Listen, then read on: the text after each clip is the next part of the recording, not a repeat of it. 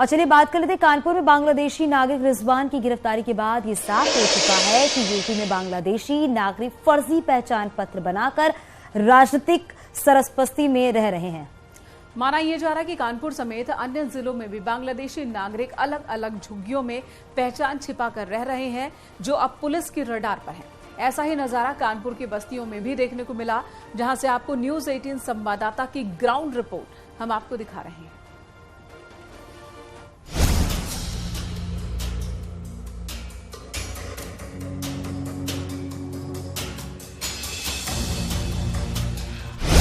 बिना इजाजत चोरी छिपे हिंदुस्तान की जमीन पर घुसपैठियों की बस्ती, जहां सीमा पार से कुछ लोग आए और अवैध तरीके से बस गए।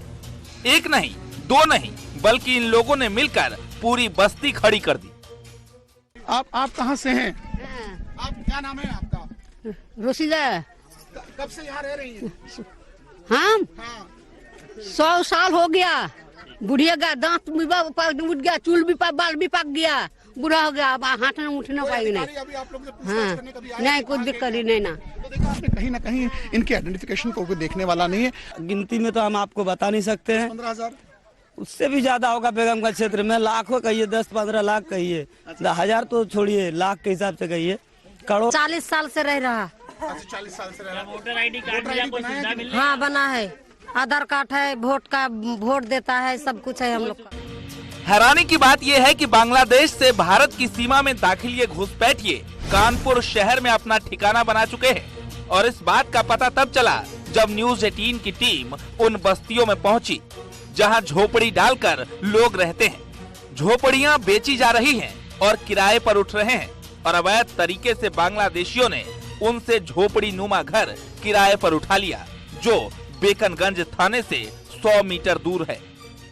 1 साल से लगातार कानपुर पुलिस ने बांग्लादेशियों को आइडेंटिफाई करने का काम किया है। हमने पिछले वर्ष भी जो भी ऐसे लोग हैं जो कि संदिग्ध हैं, जिनके ऊपर हमें रीजनेबल सस्पिशन होता है, हम उनका डिटेल लेकर के कंसर्न स्टेट से वेरिफिकेशन कराते हैं।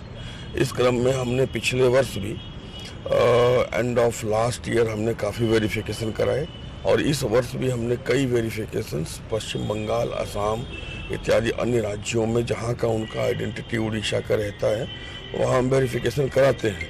तो ये हमारा एक गंभीर प्रयास है, और इस पे हम लगातार कार्यवाही करते रहे हैं और आगे भी करते रहेंगे।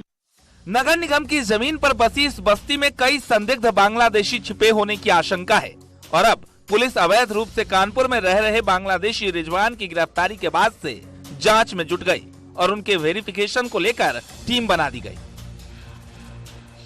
कानपुर में बांग्लादेशी बस्ती, नगर निगम की जमीन पर अवैध बस्ती, अवैध बस्ती में बांग्लादेशियों का ठिकाना। बांग्लादेश मुक्ति संग्राम के बाद लोग आए, फर्जी तरीके से आधार कार्ड बनवा लिया, नेताओं की मदद से वोटर आईडी भी बनवाया। जब नेताओं की मदद से वोटर आईडी की बात हो रही है, तो कानपुर में बांग्लादेशी नागरिक रिजवान की गिरफ्तारी आपको याद दिला दें, जिसे पुलिस ने कुछ दिन पहले ही अपनी गिरफ्त में लिया था और रिजवान समेत उसके परिवार के 6 सदस्यों को जेल भेजा था। इस केस में समाजवादी पार्टी के विधायक इरफान सोलंकी का नाम सामने आया और उनके खिलाफ मुकदमा भी दर्ज हुआ। बांग्लादेशी को नेताओं का साथ, बांग्लादेशी रिजवान ने किया था खुलासा। एसपी विधायक से मदद की बात कही थी, इरफान सोलंकी को बताया था मददगार। सोलंकी पर फर्जी प्रमाण पत्र देने का आरोप, बांग्लादेशी को प्रमाण पत्र मुहैया करवाया था। मामले में इरफान सोलंकी पर केस दर्ज।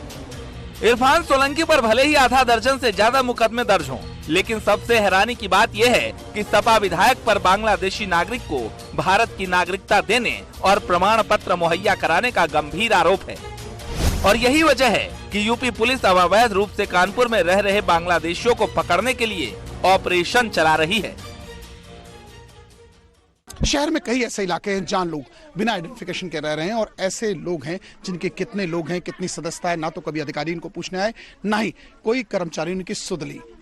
इन्हें ऊपर वाले के हाल पर छोड़ दिया। इस वक्त मैं जिस गोरा कब्रिस्तान में खड़ा हूं, आप देख सकते हैं कि यहाँ कैसी हालत बनी है। ये पूरी जहां तक नजर जा सके, पूरे गलियां और गलियां लोग किसी तरह टीन खप्पर पॉलिथीन और मोमियों के साय में रह रहे हैं। एक एक मकान में 8 से लेकर 9 लोग तक रह रहे हैं। ना तो इनका कोई आई कार्ड है, ना इन पे कोई वोटर आईडी है, ना इन पे कोई आधार कार्ड है, यानी इनकी आइडेंटिफिकेशन शून्य।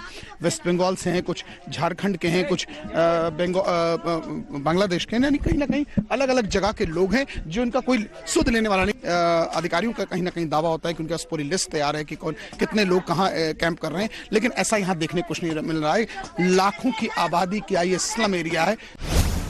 कानपुर में तमाम ऐसी बस्तियां हैं जो नगर निगम की जमीनों पर बसी हुई हैं, लेकिन सरकार के निर्देश के बावजूद भी नगर निगम के अधिकारी इसको गंभीरता से नहीं ले रहे हैं, जिससे राष्ट्रीय सुरक्षा पर भी खतरा मंडरा रहा है।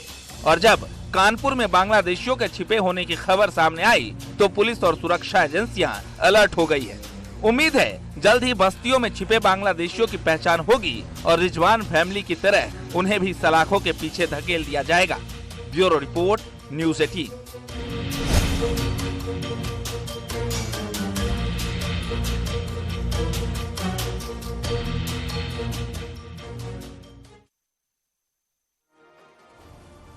अब आपके लिए ये जानना जरूरी है कि बांग्लादेशियों की पहचान के लिए कब वेरिफिकेशन हुआ था।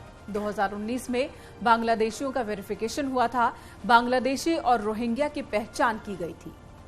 बस्तियों में रहने वालों की जानकारी जुटाई गई, अपराध बढ़ने पर काम तेजी से पकड़ी गई थी और बस्तियों में जाकर पहचान पत्र खंगालने भी गए थे। माना यह भी जा रहा है कि अब भी कई बस्तियों में बांग्लादेशी छिपे हैं।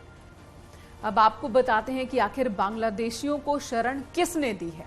तो वोट बैंक के लिए बांग्लादेशियों का इस्तेमाल होता रहा है। राजनेताओं ने अपने अपने फायदे के लिए इन्हें कई बार कई जगहों पर बसाया है। पहचान पत्र नेताओं की सिफारिश से बनते हैं। वेरिफिकेशन सिर्फ औपचारिकता होती है। बस्तियों में रहने वालों की स्थिति काफी मजबूत है। वोटर आईडी कार्ड बनने पर पहचान करने में कोई परेशानी भी नहीं होती है। तो इस तरह से राजनेताओं की ओर से इन्हें मदद भी मिलती रहती है।